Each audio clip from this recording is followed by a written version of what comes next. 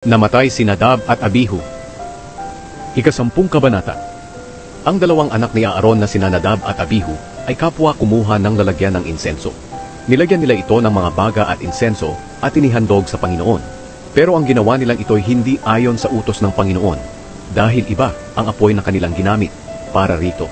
Kaya nagpadala ng apoy ang Panginoon at sinunog sila hanggang sa sila'y mamatay sa presensya ng Panginoon doon sa toldang tipanan. Sinabi ni Moises kay Aaron, iyan ang ibig sabihin ng Panginoon. Nang sabihin niya, dapat malaman ng mga pari na ako'y banal at dapat akong parangalan ng lahat ng tao.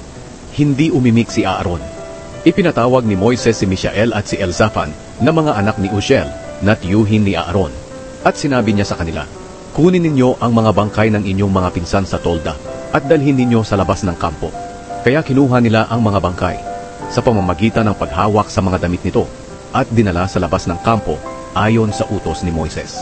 Pagkatapos sinabi ni Moises kay Aaron at sa mga anak niyang sina Eleazar at Itamar, huwag ninyong guguluhin ang inyong buhok o pupunitin man ang inyong damit para ipakita ang inyong pagluluksa sa namatay. Kapag ginawa ninyo iyon, pati kayo ay mamamatay at magagalit ang Panginoon sa lahat ng taga-Israel.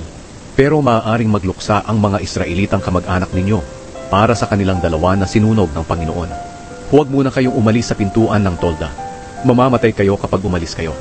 Dahil pinili kayo ng Panginoon para maging mga pari sa pamamagitan ng pagpahid sa inyo ng langis.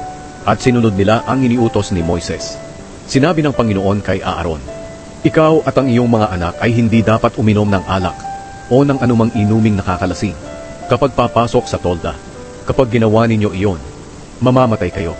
Dapat ninyong sundin ang tuntuning ito, kayo at ng susunod pang mga henerasyon. Dapat ninyong malaman kung alin ang para sa Panginoon at kung alin ang para sa lahat, kung alin ang malinis at marumi. Kinakailangang turuan ninyo ang kapwa ninyo Israelita tungkol sa lahat ng tuntuning ibinigay ko sa inyo sa pamamagitan ni Moises. Sinabi ni Moises kay Aaron at sa dalawang anak niyang natitira na sina Eleazar at Itamar, kunin ninyo ang natirang handog na pagpaparangal mula sa mga handog sa pamamagitan ng apoy para sa Panginoon. Lutuin ninyo iyon ng walang pampaalsa at kainin ninyo malapit sa altar dahil napakabanal niyon. Iyon ang inyong bahagi mula sa handog sa pamamagitan ng apoy para sa Panginoon. Ito ang iniutos sa akin ng Panginoon. Pero ang pitso at hita ng hayop na itinaas at inihandog sa Panginoon ay para sa iyo at sa iyong buong sambahayan. Kainin ninyo iyon sa lugar na itinuturing nating malinis. Ito'y ibinibigay sa inyo bilang bahagi ninyo mula sa handog ng mga taga-Israel na handog para sa mabuting relasyon. Kapag naghandog ang mga taga-Israel, ihandog nila ang pitso at hita ng hayop, pati na ang mga taba, bilang handog sa pamamagitan ng apoy. Ang pitso at hita ay itataas nila sa Panginoon bilang handog na itinataas. Pagkatapos ibibigay nila ito sa inyo dahil ito ang inyong bahagi sa handog.